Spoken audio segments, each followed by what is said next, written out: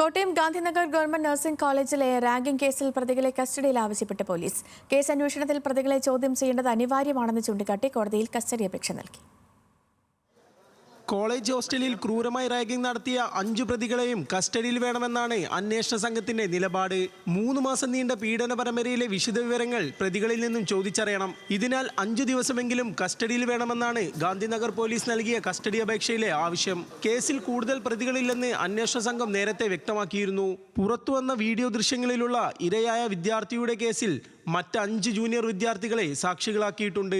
അതേസമയം സംഭവത്തിൽ nursing education വിഭാഗവും കൂടുതൽ പരിശോധനകൾ നടത്തും. കോളേജിലെ അധ്യാപകരിൽ നിന്നും കൂടുതൽ വിദ്യാർത്ഥികളിൽ നിന്നും വിവരങ്ങൾ ശേഖരിക്കും. നഴ്സിംഗ് എഡ്യൂക്കേഷൻ ഡെപ്യൂട്ടി ഡയറക്ടറുടെ നേതൃത്വത്തിലുള്ള സംഘമാണ് പരിശോധനകൾ നടത്തുക.